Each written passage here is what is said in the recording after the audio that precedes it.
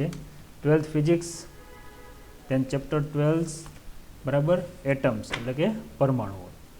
હવે આની અંદર આપણે છે પ્રાઇમરી જે બધી પ્રોસિજર છે એ લગભગ પૂરી કરી દીધી છે. અને લાસ્ટ ટાઈમ તમને એક મેં સૂત્ર કરાવ્યું હતું.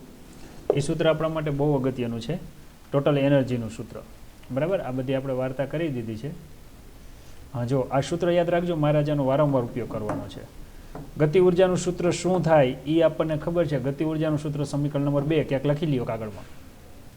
1/8 પાઈ epsilon 0 Z(E²/R). Z as a atomic number of, પરમાણુ ક્રમાંક. હાઇડ્રોજન હોય તો ત્યાં Z બરાબર 1 લખાય. બરાબર છે. કુલ સ્થિતિ ઉર્જાનું સૂત્ર લખો 1/4 પાઈ એપ્સિલોન 0 Z(E²/R). ઇથ્યું સમીકરણ નંબર 3. આ લખી લેજો, મારે વારંવાર ઉપયોગ કરવો પડશે આનો. અને પ્રાઇમરી એટલે ફાઇનલી છે આપણને છે મિકેનિકલ એનર્જીનું ઇક્વેશન મળે છે, kinetic energy plus potential energy. જો એ બેનું સાદુરૂપ આપું તો મને છે ટોટલ એનર્જીનું કંઈક ઇક્વેશન મળે છે -1/8 પાઈ એપ્સિલોન 0 Z(E²/R), જેને કુલ ઉર્જાનું સૂત્ર કહેવાય છે. મારા આ સૂત્ર ફરીવાર તારવવાનું છે, પણ હું નહીં તારું, હું સીધી જ આ કિંમત મૂકીશ. કુલ ઉર્જા ઋણ આવે છે. ઋણનો અર્થ એવો થયો કે પરમાણુની અંદર ઇલેક્ટ્રોન ભ્રમણ કરે છે, પણ પરમાણુ છોડીને બહાર જઈ શકતો નથી. લાસ્ટ ટાઈમ આપણે આકૃતિ દ્વારા સમજૂતી લીધી હતી. આ આકૃતિ આપણી ટેક્સ્ટબુકમાં નથી. આમાં એક છે શૂન્યાવકાશ કરેલી કાચની નળી છે, એમાં છે એક વાયુ ભરેલો છે. બહારથી વિદ્યુત દબાણ આપ્યું છે. વિદ્યુત દબાણ આપવાથી વાયુ ઉત્તેજિત થાય, એટલે આની અંદર રહેલા પરમાણુઓમાં રહેલા ઇલેક્ટ્રોન ઉત્તેજિત થાય.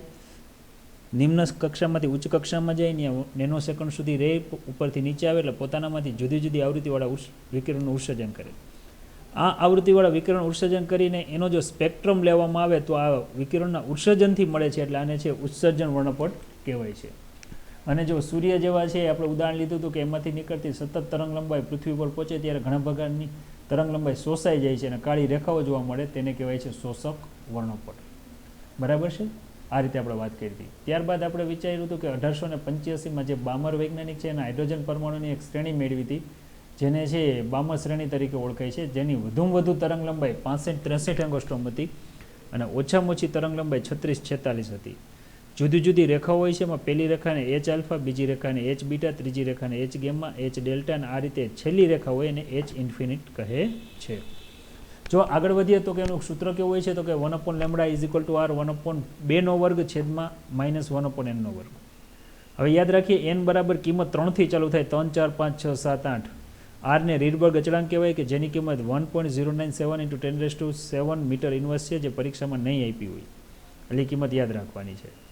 જો આ રીતે ગણતરી કરીને આપણે આગળ વધીએ, બરાબર, તો અહીંયા છે આપણે લેમ્બડા, જો હું n બરાબર 3 મૂકું તો મને 65-63 મળે છે, અને જો હું ઇન્ફાઇનાઇટ મૂકું તો 36-46 મળે છે. એનો અર્થ એવો થયો કે આ સૂત્રમાં તમને મહત્તમ તરંગ લંબાઈ પૂછે તો 3 મૂકવાના, અને જો એમ કે ઓછામાં ઓછી તરંગ લંબાઈ કેટલી હોય મિનિમમ, તો ઇન્ફાઇનાઇટ મૂકવાના. ખાસ યાદ રાખીએ, જેની તરંગ લંબાઈ વધુ હોય એની આવૃત્તિ ઓછી હોય, જેની આવૃત્તિ વધુ હોય તેની તરંગ લંબાઈ ઓછી હોય. આ એક આપણે યાદ રાખશું. તમને એમ પૂછે કે બામર શ્રેણીની 10મી રેખાની તરંગ લંબાઈ કેટલી હોય, તો n બરાબર આપણે છે શું કઈ કિંમત મૂકવાની? 10મી રેખા એટલે 2 તો ઓલરેડી છે, તો 2 + 10 કરીને આપણે 12 મૂકવાના. જો મેં ઉદાહરણ આપ્યું છે. ધારી લો કે તમને એમ પૂછે કે 28મી રેખાની તરંગ લંબાઈ કેટલી હોય, તો 2 તો છે જ ઓલરેડી, 2 + 28 એટલે કેટલા મૂકવાના? 30. આ આપણે એક વસ્તુ યાદ રાખવાની છે, જે ભૂલાવી જોઈએ નહીં. બરાબર છે. તો બામર શ્રેણીની જો રેખાઓ આવી જોવા મળે છે, આપણે જે કિંમત મેળવી છે આ કિંમત મુજબ જ આપણે ચાલીએ છીએ. બરાબર છે. તો કે H આલ્ફા રેખા,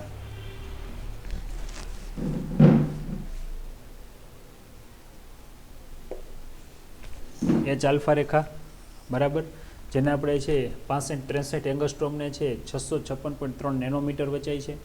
H બીટા પણ તમે હોમવર્કમાં મેળવજો. આ બધી જ તરંગ લંબાઈ તમે મેળવી શકો છો. અને આ જ રીતે મેં તમને પહેલી અને છેલ્લી મેળવીને આપી, જે કંઈ કહ્યું છે. તમે જોઈ શકો છો આખો સ્પેક્ટ્રમ છે. આ સ્પેક્ટ્રમમાં છે આવી રેખાઓ જોવા મળે, ઉત્સર્જક રેખાઓ. બરાબર, આ પ્રકારે તમારે દોરવાનું રહેશે. કદાચ આવે ને તો હવે ઇન્ફાઇનાઇટ હોય તો આને આ રીતે દોરી શકાય. હવે આ તો બામરે જેવું આપણે સમજાયું ત્યાર પછી તો આખી લાઈન થઈ. પછી ઘણા બધા વૈજ્ઞાનિકોએ જુદી જુદી તરંગ લંબાઈઓ મેળવી છે, જે તમે કેમિસ્ટ્રીમાં બહુ ડીપમાં ભણી ગયા છો. ત્યાર પછી આવે છે લાયમન શ્રેણી. હવે લાયમન છે એઝ એ સાયન્ટિસ્ટ, વૈજ્ઞાનિકનું નામ છે, તેને એક શ્રેણી મેળવી. આ શ્રેણી પાર જાંબલી એટલે અલ્ટ્રાવાયોલેટ વિભાગમાં જોવા મળી.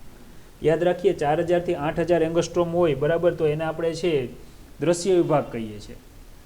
પાર જાંબલી એટલે 100 એંગસ્ટ્રોમથી 4000 વચ્ચે હોવી જોઈએ, જેનું સૂત્ર શું છે તમે જુઓ, તો કે 1/λ r 1/1 નો વર્ગ ઓછા 1/n નો વર્ગ, જ્યાં n બરાબર કિંમત શું લેવાની, તો કે 1 પછીની લેવાની, એટલે 2 3 4 5 થી અપ ટુ કઈ લેવાની, ઇન્ફાઇનાઇટ. જો આજે પહેલી લેશો તો અહીંયા છે લેમ્બડા મેક્સિમમ આપણને જોવા મળશે, લેમ્બડા છે મેક્સિમમ જોવા મળશે, અને જો છેલ્લી લેશો તો એને લેમ્બડા મિનિમમ જોવા મળશે. આ ખાસ યાદ રાખો. n બરાબર 2 લઈએ તો એને લાયમન શ્રેણી એટલે h આલ્ફા કહેવાય, n બરાબર 3 લઈએ તો લાયમન શ્રેણીની h બીટા કહેવાય, 4 લ્યો તો લાયમન શ્રેણીની h ગામા તરીકે આને જોવા મળે છે. બરાબર છે. આગળ વધીએ. બરાબર, તો હવે આની આપણે સાદરૂપ પણ આપીએ. તમારા આગળ કેલ્સી છે જ, બરાબર, નહીં હોય તો આપણે છે છતાં પણ ઉપયોગ કરશું, તો કે 1/λ r અહીંયા છે 1/1 નો વર્ગ ઓછા 1/, ચાલો હું 2 નો વર્ગ મૂકું છું, n બરાબર 2 મૂકું તો કેવી કિંમત આવે, તો કે અહીંયા આવશે r, 1 નો વર્ગ એટલે તમને ખબર છે 1 થાય, 2 નો વર્ગ એટલે કેટલો થાય, તો કે 4 થાય, તો કે 1/λ આવશે, અહીંયા આવશે r, અહીંયા શું મૂકી કિંમત, તો કે 4 આવશે, ક્રોસ ગુણાકાર કરો તો 4 - 1 એટલે અહીંયા આવશે 3 r બાય શું આવશે 4, છેદનો છેદ અંશમાં, તો લેમ્બડા બરાબર શું થાય, તો કે 4/3r આવી કિંમત થાય છે. બરાબર.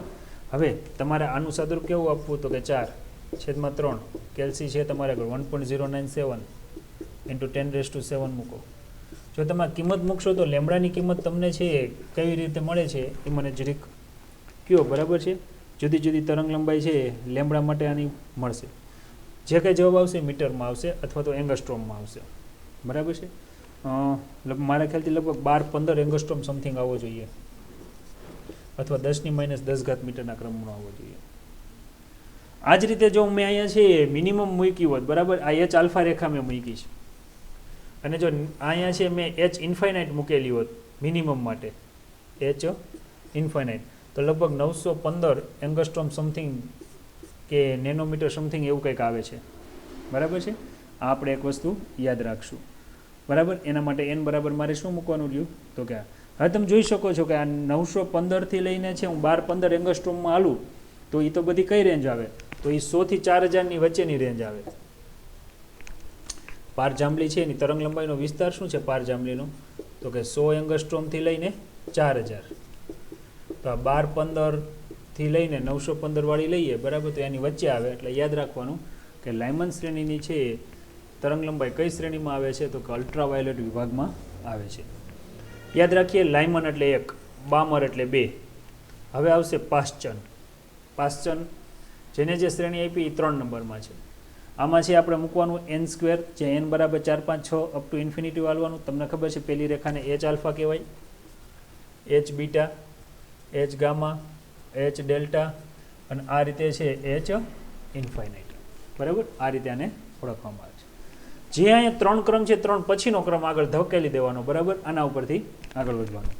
આની જો તરંગ લંબાઈ મેળવશો તો 8000 કરતાં વધુ જોવા મળશે. 8000 કરતાં વધુ હોય તો એ પાર રક્ત વિભાગ આવે, જેને ઇન્ફ્રારેડ કહેવાય. બરાબર. ખાસ એક વસ્તુ યાદ રાખીએ. હવે આની હું કંઈ ગણતરી નથી કરતો. આ ગણતરી તમારે કરવી હોય તો તમે એક વખત n બરાબર 4 અને n બરાબર ઇન્ફાઇનાઇટ મૂકશો. જેવી તમે અહીંથી છે 4 મૂકશો એટલે તમને જે મળશે એને લેમ્બડા મેક્સિમમ કહેવાશે, અને જ્યારે આ મૂકશો ત્યારે આને કહેવાશે લેમ્બડા મિનિમમ તરીકે ઓળખવામાં આવે છે. આગળ વધીએ. બ્રેકેટ શ્રેણી, લાયમન, બામર, પાશ્ચન અને બ્રેકેટ. બ્રેકેટ જે વિસ્તારમાં આવે અને પાર રક્ત વિભાગમાં, આ પણ પાર રક્ત વિભાગમાં આવે છે. પછી હવે ક્રમશઃ આગળ વધતો જશે, કારણ કે પાર રક્ત કોને કહેવાય, 8000 એંગસ્ટ્રોમ કરતાં વધારે હોય, 8000 થી 20000 ગાળો છે, એને પાર રક્ત કહેવાય. બરાબર. તો એ 4 થી શરૂઆત કરવાની. અહીંયા આવશે 5 6 7 8 આ રીતે આગળ વધવાનું. બરાબર. આમાં પણ તમે છે n બરાબર જેવા તમે 5 મૂકશો તો તમને જે મળશે એને મેક્સિમમ તરંગ લંબાઈ કહેવાની. હોમવર્ક છે, યાદ રાખજો. જો આ ઇન્ફાઇનાઇટ મૂકશો તો જે તરંગ લંબાઈ મળશે એને શું કહેવાનું, મિનિમમ. તમને પરીક્ષામાં કઈ રીતે પૂછે એ તમને કહી દઉં. પરીક્ષામાં તમને એમ પૂછે કે બ્રેકેટ શ્રેણીની 6ઠી તરંગ લંબાઈ, જો યાદ રાખજો, આ રીત છે યાદ રાખવાની. બ્રેકેટ. બરાબર. તો તમને તો પહેલાં એ ખબર હોવી જોઈએ કે લાબા પા બ્રેવ, લા એટલે લાયમન, બા એટલે બામર, પા એટલે પાશ્ચન ને 2 એટલે બ્રેકેટ. હવે તમને બ્રેકેટ શ્રેણીની 6ઠી તરંગ લંબાઈ કીધી છે, એટલે તમારે એ યાદ રાખવાનું છે. લાયમન એટલે 1, બામર એટલે 2, પાશ્ચન એટલે 3 ને બ્રેકેટ એટલે કેટલા થાય 4. 4ની 6ઠી રેખા 4 + 6 કરી નાખો એટલે ક્રમ કયો આવે, તો કે 10 આવે. તો તમારા n દેખાય ત્યાં કેટલા મૂકી દેવાના સીધા 10. હવે હું તમને એમ કહું કે ચાલો બ્રેકેટ શ્રેણીની 25મી રેખા, એટલે તમે મને સીધું જ કહેશો સર 25મી રેખા, કાંઈ વાંધો નહીં, વત્તા 4 કરી નાખો, કેટલા થયા 29. કંઈ n બરાબર 29 મૂકી દેવાના. બરાબર છે. આ રીતે આને યાદ રાખવાનું. તમને એમ પૂછે લાયમન શ્રેણીની મેક્સિમમ શબ્દો આવે એટલે અહીંથી ક્રમ લેવાનો, મિનિમમ તો આ છેલ્લામાં છેલ્લો જે ક્રમ હોય ને એને મિનિમમ કહેવાય. બરાબર. આ રીતે આને ગણતરી કરવાની. હજી એક છે શ્રેણી બાકી છે જેને ફંડ ફાળો કહીએ છીએ, એટલે ફંડ શ્રેણી કહીએ છીએ. 1/λ r 1/5 ઓછા 1/n નો વર્ગ. n બરાબર 6, 7, 8 થી લઈને આપણે ઇન્ફાઇનાઇટ સુધી હાલવાનું છે. તો તમારું આજનું હોમવર્ક શું છે? આ એક્સ્ટ્રા હોમવર્ક છે, યાદ રાખો. લાયમન, બામર, પાસ્ચન, બ્રેકેટ અને ફંડ, આને છે લાબાપા બ્રેફ એવું યાદ રાખવું. તમને યાદ હોવો જોઈએ. લાયમન એટલે 1, બામર એટલે 2, પાસ્ચન એટલે 3, બ્રેકેટ એટલે 4 અને ફંડ એટલે 5. જ્યારે આની તરંગ લંબાઈ શોધવાની હોય એટલે એક જ સૂત્ર, લેમડા 1/λ બરાબર r 1/, અહીંયા છે શું મૂકશું? ધારી લઉં કે અહીંયા છે હું કંઈક એવું સૂત્ર વિચારું કે અહીંયા હું એવું મૂકું કે m નો વર્ગ ઓછા 1/n નો વર્ગ, આવી કિંમત વિચારું. યાદ રાખો કે m અને n ની મારી કિંમત હું લેવી. ધારી લ્યો કે હું અહીંયા છે m ની કિંમત જે લઈશ, બરાબર, ધારી લ્યો કે હું n લઉં, તો n બરાબર મારે છે 1 કરતાં વધારે હંમેશા એની કિંમત લેવાની. આ એક વસ્તુ યાદ રાખવાની. ઉદાહરણ તરીકે હંમેશા હું એમ કહું કે ચાલો લાયમન શ્રેણીની ચોથી રેખા, એટલે લાયમન એટલે 1, તો તમારે અહીંયા 1 મૂકવાનું. ચોથી રેખા એટલે અહીંયા વત્તા 4 કરી નાખવાના. કેટલા થયા? 5. તો અહીંયા કેટલા મૂકી દેવાના? 5. તમને હું એમ કહું ફ્રન્ટ શ્રેણીની 8મી રેખા, ફંડ એટલે તમને ખબર છે ક્રમ 5, તો અહીંયા કેટલા આવશે? 5 ની 8મી રેખા, 8 ને 5 કેટલા થાય? તો કે 13. હવે મારા ખ્યાલથી આમાં તમારે છે બહુ કંઈ બીજી કંઈ ચર્ચા કરવાની રહેતી નથી. લગભગ તમને છે આ બધી વસ્તુ છે એ સમજાય છે. બરાબર છે. જો આ પ્રકારે આપણે આગળ હાલીએ, બરાબર, તો હજી આપણને આપણા છે શું મળે છે એની વાત કરીએ. હવે અહીંયા જે બીજી વાત કરીએ તો કે અહીંયા છે લેમડા મેક્સિમમ અને લેમડા મિનિમમ. મેં તમને હમણાં સમજાયું એ પ્રમાણે કિંમત મૂકવાની છે. મેક્સિમમ એટલે કયો ક્રમ? તો જે તે શ્રેણી પછીનો તરત જ ક્રમ. દાખલા તરીકે લાયમન માટે 1 હોય તો મેક્સિમમ માટે મારે n બરાબર 2 મૂકવા પડે, મિનિમમ માટે મારે n બરાબર ઇન્ફાઇનાઇટ મૂકવા પડે. આ રીતે lambda max and lambda minimum લઈ અને મારે અહીંયા છે સાદુરૂપ આપવાનું રહે. તો મને છે ફંડ શ્રેણી છે બધી શ્રેણીનું સૂત્ર મળે. જો આ સૂત્ર છે 1/λ r 1/m નો વર્ગ ઓછા 1/n નો વર્ગ. m બરાબર જો આપણે 1 લઈએ તો લાયમન આવશે, 2 લઈએ તો બામર આવે, 3 લઈએ તો પાસ્ચન આવે, 4 લઈએ તો બ્રેકેટ આવે અને 5 લઈએ તો ફંડ આવે. બરાબર છે. જ્યાં છે m બરાબર શું થાય તો કે n નો જે ક્રમ હોય એના કરતાં 1 ઓછો છે એ પ્રકારે લીધું છે. બરાબર. તો વિદ્યાર્થી મિત્રો આ તમે છે તૈયાર કરી નાખજો, તમારી કેમિસ્ટ્રીમાં આવે જ છે. વધારામાં આને બતાવાય કઈ રીતે એની પણ હું તમને એક મારી આગળ આકૃતિ છે, કદાચ આમાં હોય તો બતાવી દઉં.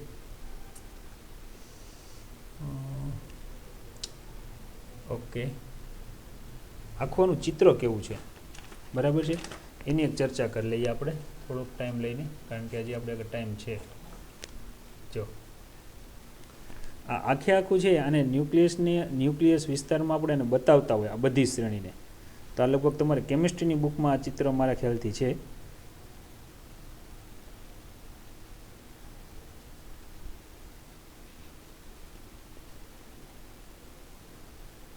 આખું છે કંઈક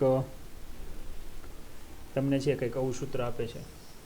આ ન્યુક્લિયસ વિસ્તાર, પછી આ પહેલી એટલે લાયમન, બીજી એટલે બામર, ત્રીજી એટલે પાસ્ચન, બ્રેકેટ અને આ જ રીતે છે આ 5મી લઈએ તો કે અહીં શું આવશે? ફંડ. આ રીતે છે અલગ અલગ લઈ અને આપણે છે તમે આનું છે સાદરૂપ લઈ શકો છો. આની આખી છે એક આકૃતિ આપણે છે આવતી કદાચ કેમિસ્ટ્રીમાં મારા ખ્યાલથી છે. જો આ રીતની છે, અને તમે n બરાબર 1 કહો છો, બરાબર છે. આ n બરાબર 2 છે, n બરાબર 3, n બરાબર 4 અને n બરાબર શું આવશે? 5. હવે લાયમન શ્રેણી કોને કહેવાય એના માટેની આવી આકૃતિમાં છે તમે આને આ રીતે બતાવી શકો. બરાબર. દાખલા તરીકે અહીંથી ઉત્સર્જન થઈને આની અંદર આવતું હોય આ દરેક ઉત્સર્જન, તો આને લાઇનમાન ઉત્સર્જન કહેવાય, બરાબર. ત્યાર પછી જો હું બતાવું આ રીતે અલગ અલગ રીતે, અહીંથી આ ઉત્સર્જન અહીંયા સુધી આવતું હોય,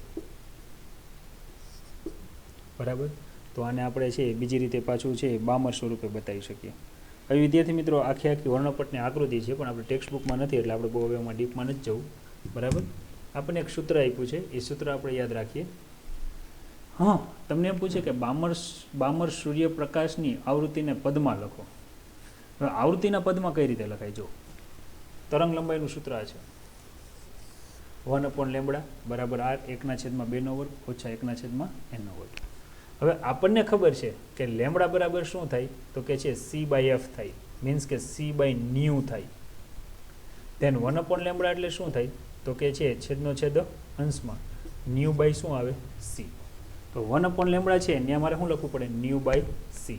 મારે ν એટલે કે છે ફ્રીક્વન્સી મેજર કરવી છે, તો c સામેની બાજુ જશે, તો આખું સૂત્ર જે કંઈ મળશે એવું મળશે, જેને શું કહેવાય છે, તો કે બામર શ્રેણીની આવૃત્તિ માટેનું સૂત્ર તરીકે ઓળખવામાં આવે છે. ત્યાર પછી આગળ વધીએ કે બોહર પરમાણુ મોડેલની સફળતા જણાવો. બોહરના પરમાણુ મોડેલની સફળતા કંઈક આવી છે કે હાઇડ્રોજન જેવા પરમાણુની સ્થિરતા અને ઉર્જા સમજાવી શકાય છે.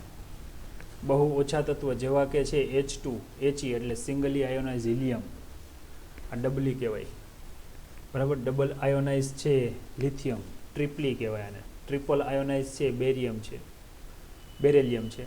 ના વર્ણપટમાં બામર શ્રેણી માટે 1/λ વાળું જે સૂત્ર છે એ સારી રીતે લાગુ પડે છે, ટૂંકમાં હલકા તત્વ માટે.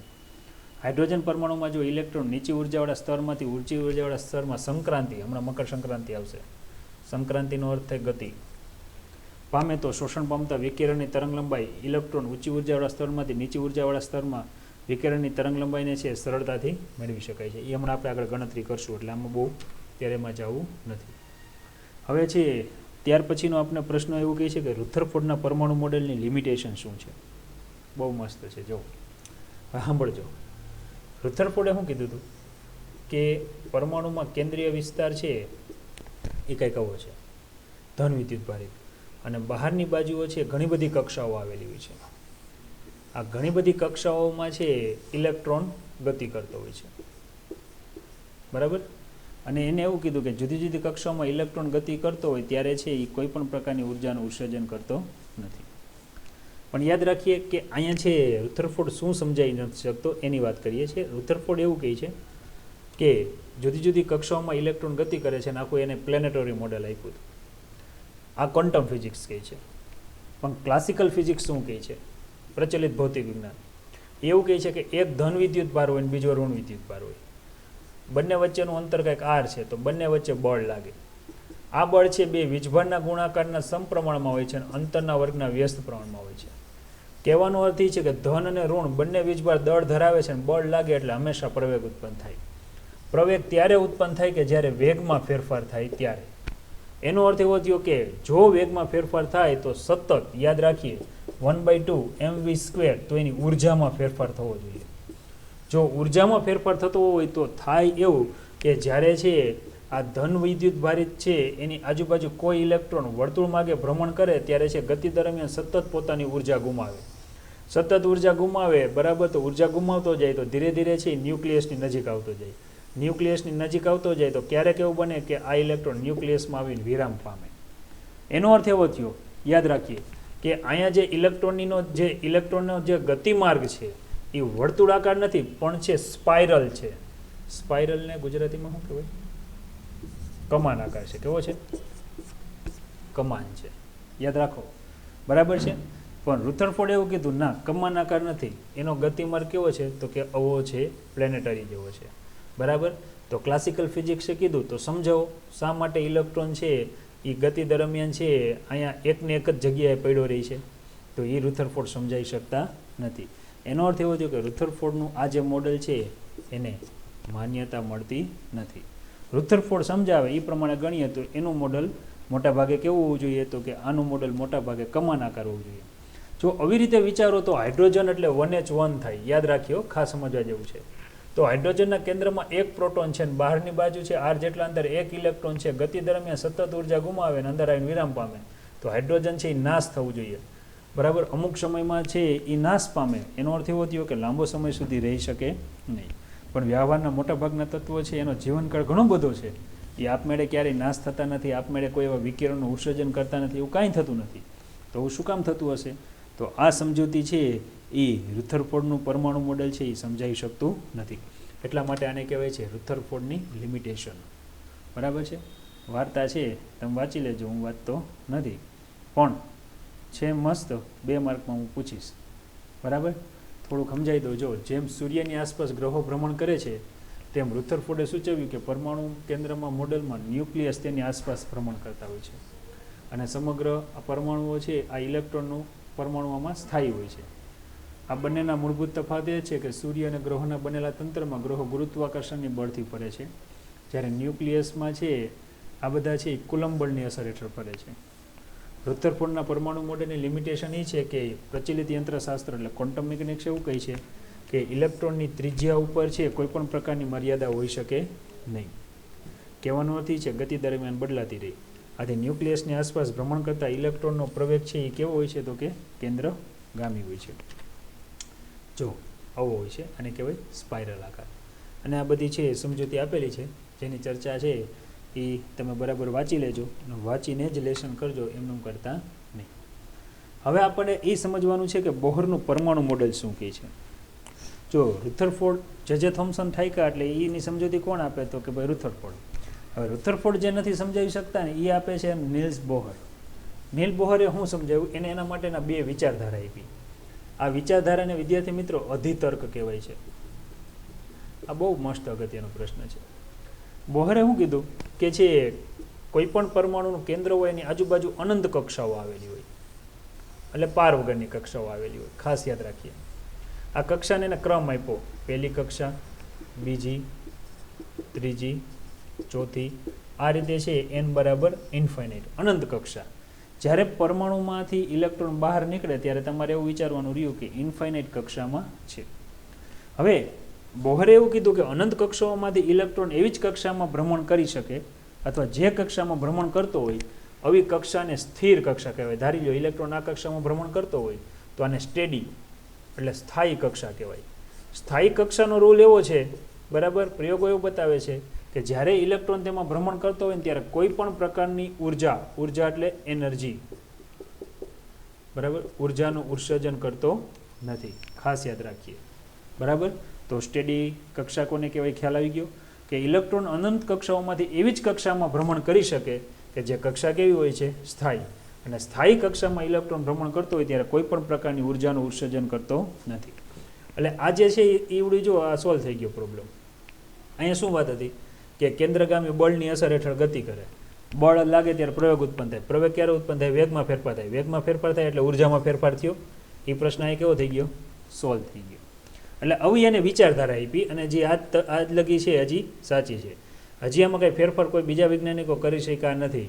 કદાચ હવે છે તમારામાંથી કોઈ છે આમાંથી ફેરફાર કરે તો થઈ શકે, બરાબર છે. તો તમે છે આ સદીના મહાન વૈજ્ઞાનિક ફિઝિસિસ્ટ તરીકે છે ઓળખાઈ શકો. હા, બીજું શું કીધું એ વાત કરતો, બરાબર. બીજું એને એવું કીધું કે ઇલેક્ટ્રોન છે એ જે કક્ષામાં ભ્રમણ કરતો હોય એ કક્ષાનું કોણીય વેગમાન યાદ રાખીએ. કોણીય વેગમાન.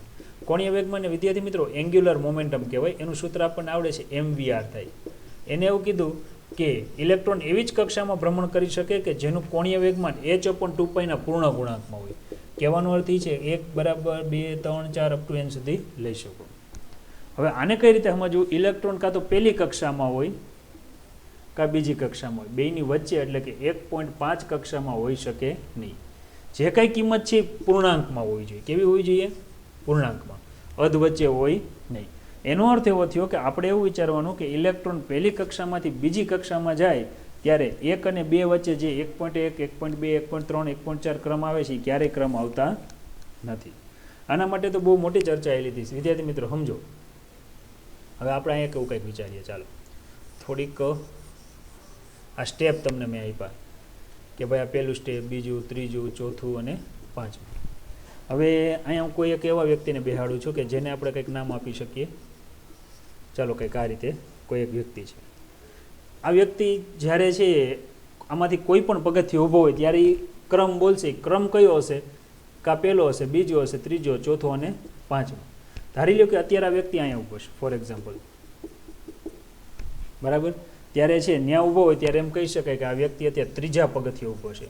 એવું નહીં બોલે હું ત્રીજા અને ચોથાની વચ્ચે એટલે 3.5 પગથિયે ઊભો છું, આવું બોલશે નહીં.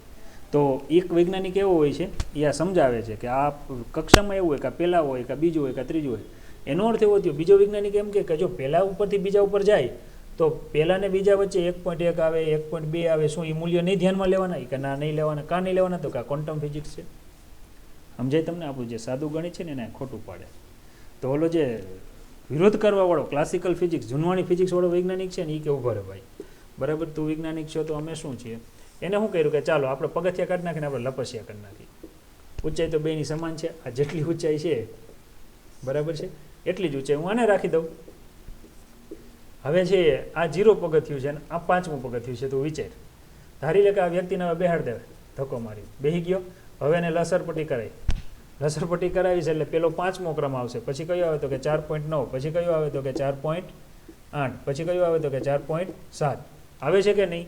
તો કે આ બધાય ક્રમ તારે ધ્યાનમાં લેવા પડે, બરાબર. આ મુજબ ત્યારે છે વળી પાછો છે મેક્સ પ્લાન્ક એવું કહે છે, ભાઈ તું જે વાત કરસ એ ઓલ્ડ ફિઝિક્સની વાત કરસ, ક્લાસિકલ ફિઝિક્સની વાત કરસ. હું જે વાત કરું છું એ ક્વોન્ટમ ફિઝિક્સની વાત કરું છું. અને આમ લઉં તો જ હું પરમાણુ વિશે સમજૂતી આપી શકું, બાકી આપી શકું નહીં. સમજાણું આખી વાત? હવે એટલા માટે આને અધિતર્ક, તર્ક એટલે શું થાય? લોજિક. આ લોજિક લગાડ્યા. ટોટલ કેટલા લોજિક લગાડ્યા? તો કે 2. કયા કયા? તો કે પરમાણુમાં અનંત કક્ષાઓમાંથી ઇલેક્ટ્રોન એવી જ કક્ષામાં ભ્રમણ કરી શકે જે કક્ષા સ્થાયી હોય. સ્થાયી કક્ષાનો અર્થ એવો થયો કે તેમાં કોઈ પણ પ્રકારના ઇલેક્ટ્રોનનું ઉત્સર્જન થાય નહીં. બીજું એને એવું કીધું કે ઇલેક્ટ્રોન એવી જ કક્ષામાં ભ્રમણ કરી શકે કે જે કક્ષાનું કોણીય વેગમાન h/2π પૂર્ણ ગુણાંકમાં હોય છે, n બરાબર 1 2 3 4 5. એટલે એના ક્રમ છે ને એ અચળ જળવાઈ રહે, એમાં કાંઈ ફેરફાર થાય નહીં, બરાબર. પૂર્ણાંક જોવા જોઈએ, અપૂર્ણાંક આવે નહીં. જો વાર્તા લખી છે કે પરમાણુમાં ઇલેક્ટ્રોન કેટલીક સ્થાયી કક્ષાઓમાં વિકિરણ ઉર્જાનું ઉત્સર્જન કર્યા વિના ભ્રમણ કરી શકે છે.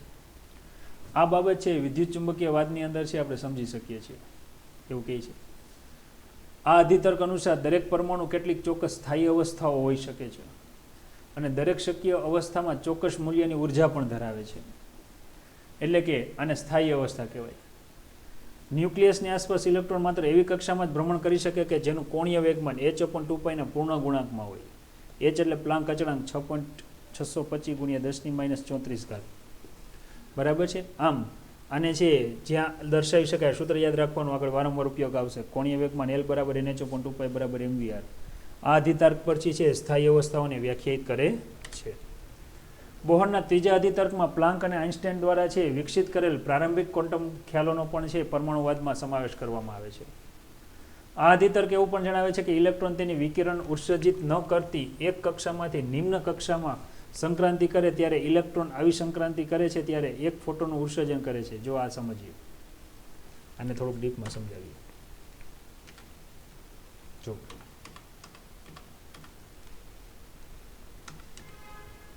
બરાબર, આપણે અત્યારે ડિલીટ મારીએ અને અહીંયા લઈએ. હવે તમને ખબર છે આપણે જ્યારે આપણે 14મું ચેપ્ટર ભણ્યા ત્યારે ઉર્જા સ્તરો ભણ્યા છીએ, બરાબર છે. હવે એના સંદર્ભમાં આપણે જઈએ છીએ.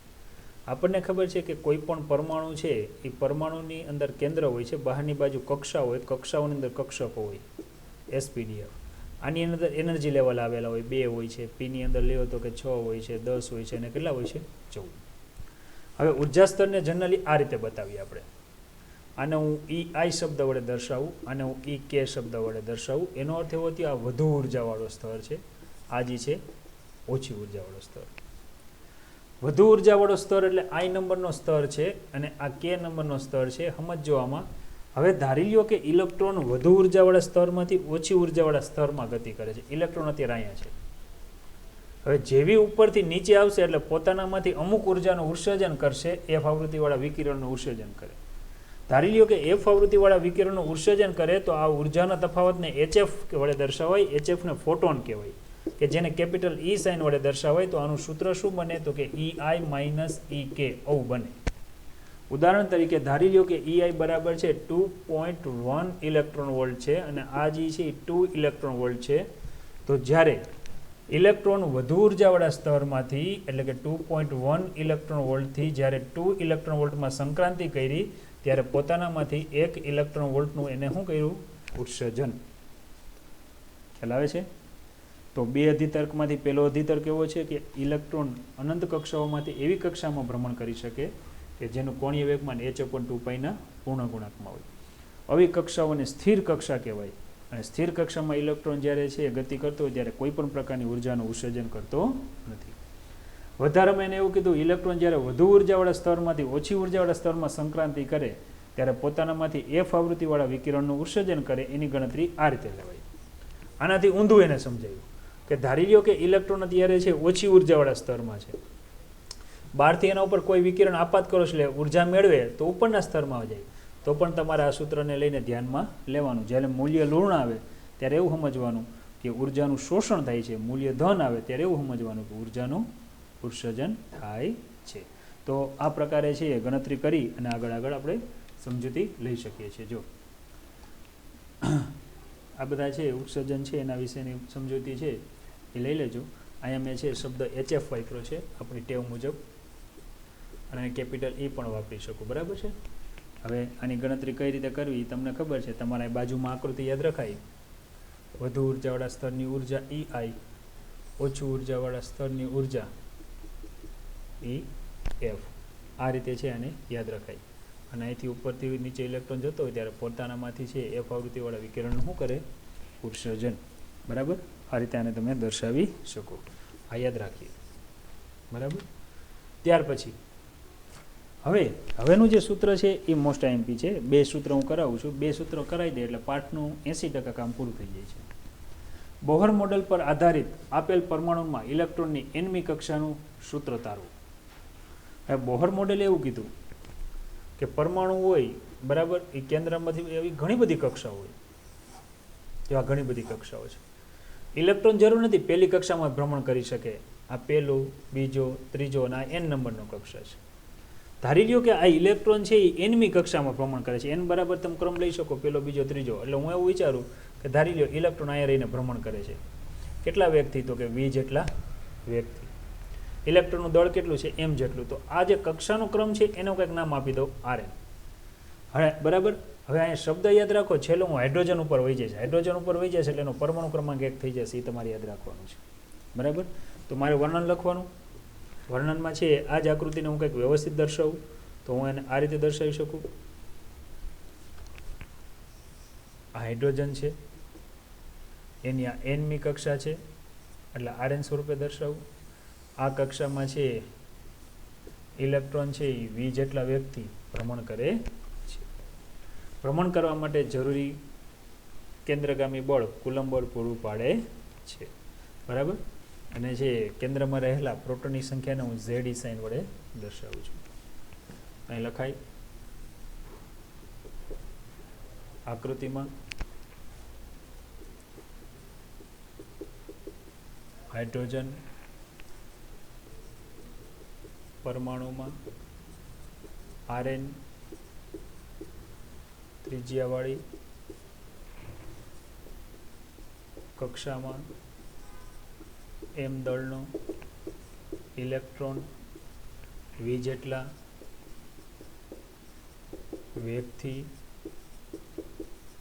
ભ્રમણ કરે છે. ગતિ કરવા માટે જરૂરી કેન્દ્રગામી બળ કોણ પૂરું પાડે છે? તો કે કુલમ બળ પૂરું પાડે છે. કેન્દ્રગામી બળ એટલે શું થાય? તો કે mv²/Rn. Rn એટલે કક્ષાનો ક્રમ.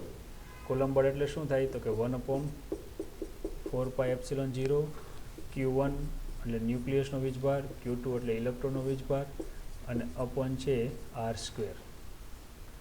R કેન્સલ થશે, v² સૂત્રનો કરતા બનાવવું, એમ છેદમાં જાય તો 1/4πε0. અહીંયા શું લખાય? તો કે ZE² છેદમાં શું આવશે? તો કે m ઇન્ટુ શું આવે? Rn. આ સૂત્રને નંબર આપી દો, સમીકરણ નંબર 1. યાદ રાખો, ચોપડી કરતાં 17 ગણું સારું અને છે ઇઝી સાદુરૂપ છે એટલે આને સ્ક્રીનશોટ લેતા જાજો, બરાબર.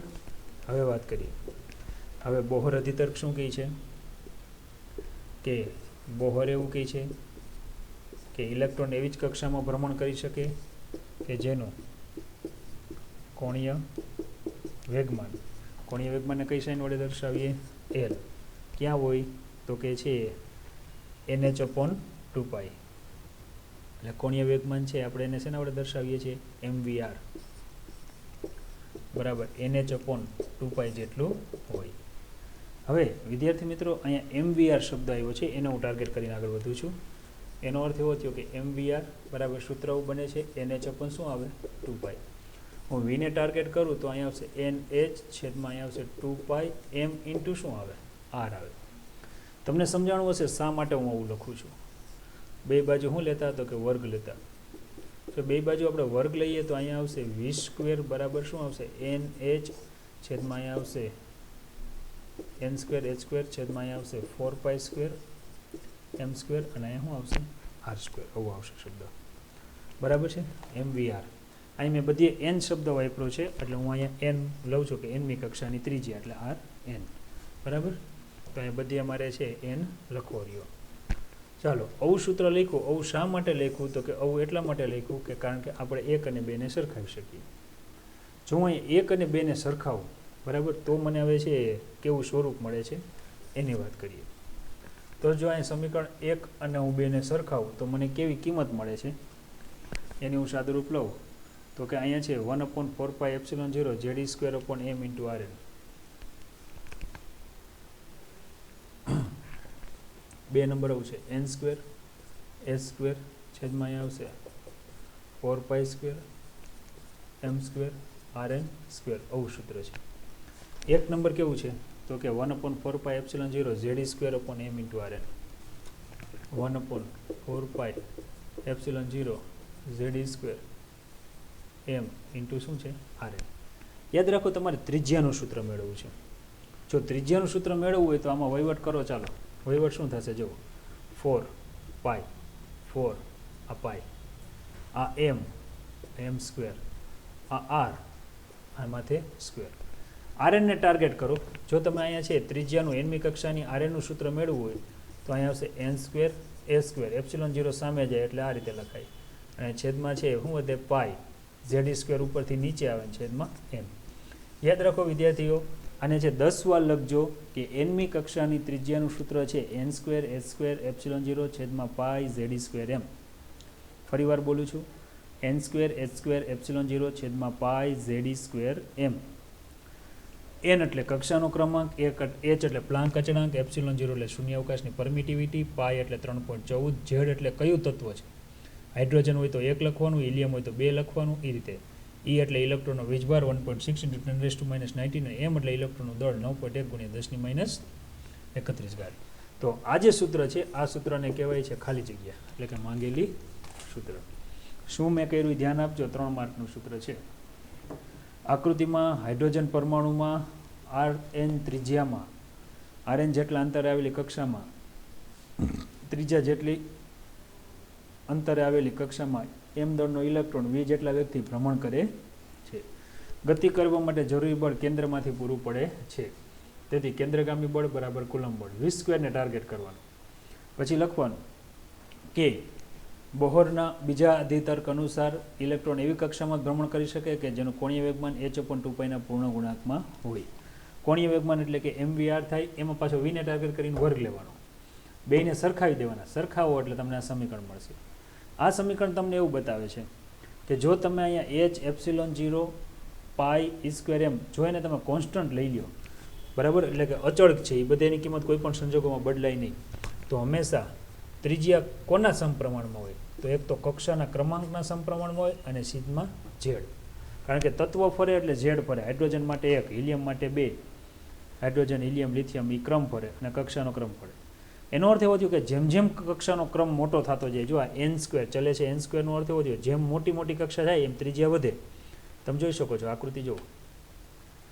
હજી જો કદાચ અહીંથી મેં ધાર્યું હોત બરાબર જેમ કક્ષા લાંબી થતી જાય એમ ત્રિજ્યામાં શું થતો જાય વધારો. અને વધારામાં આપણને એમ પણ કીધું છે કે વ્યસ્ત પ્રમાણમાં છે. દાખલા તરીકે હું અહીંયા કમ્પેર કરું તમને એમ કહું કે ચાલો હાઇડ્રોજન પરમાણુની પહેલી કક્ષા અને હિલિયમની પહેલી કક્ષા એમાં ત્રિજ્યા મોટી કોની હોય? તો તમે જોઈ શકો છો જેનો પરમાણુ ક્રમાંક વધો એની ત્રિજ્યા નાની, બરાબર છે. આના ઉપરથી આખી ગણતરી કરી શકાય. તો વિદ્યાર્થી મિત્રો, અત્યારે જે આપણે સૂત્ર મેળવ્યું એ ત્રિજ્યાનું સૂત્ર મેળવ્યું. સાથે સાથે એક હું તમને ઉર્જાનું સૂત્ર પણ મેળવી દઉં છું કે બોહર પરમાણુ મોડેલમાંથી એનમી કક્ષાની ત્રિજ્યાનું સૂત્ર છે Rn બરાબર n²s²ε0/π Zd²m. આ સૂત્ર સ્વીકારીને ઇલેક્ટ્રોનનું ઉર્જાનું સૂત્ર મેળવો. હવે ઉર્જાનું સૂત્ર મેં તમને અગાઉ વાત કરેલી છે કે જો અહીંયા આપણે મેળવેલું છે, એટલે તમારે 4 માર્કમાં પ્રશ્ન પૂછાશે જ, બરાબર. હું તો પૂછીશ જ, એટલે કે તમારે છે ઉર્જાનું સૂત્ર અહીંયા તમારે આ બધી વાર્તા કરી જ દેવાની. જો અહીંથી કે કેન્દ્રગામી બળ બરાબર કુલમ બળ, સમીકરણ 1 એટલે ગતિ ઉર્જા, પછી સ્થિતિ ઉર્જા અને પછી બેનો સરવાળો. એટલે સીધું મારે સમીકરણ 5 લઈને આગળ વધવું છે કે એનમી કક્ષામાં ગતિ કરતા ઇલેક્ટ્રોનની ઉર્જાનું સૂત્ર થાય -1/8πε0 Zd²/r. આવું કંઈક સૂત્ર થાય છે. આ સૂત્ર લઈને જો હું આગળ વધું તો શું લખાય એની વાત કરીએ છીએ, બરાબર. જો બરાબર છે. એક મિનિટ વિદ્યાર્થી મિત્રો ચાલુ રાખજો. જો આની વાત કરીએ, બરાબર, તો કે બોહર પરમાણુ મોડેલ માટે એનમી કક્ષાની ઉર્જાનું સૂત્ર તારવું છે. હવે ત્રિજ્યાનું સૂત્ર મને ઓલરેડી આપી દીધું છે. ઉર્જા કઈ રીતે મેળવી મને ખબર છે. ઉર્જાનું સૂત્ર અમારે શું લખાય? એનમી કક્ષાની ઉર્જાનું સૂત્ર તો કે માઇનસ, બરાબર. શું શું લખાય એની આપણને ખબર છે, બરાબર. શું હતું? -8πε0 સમથિંગ હતું ને, કંઈક આ રીતે હતું. -1/8πε0 અને કંઈક અહીંયા આવું હતું Zd² શું હતું? R. આવું સૂત્ર આપણે મેળવેલું છે. આને હું કહી દઉં સમીકરણ નંબર 2 અને આને કહી દઉં સમીકરણ નંબર 1.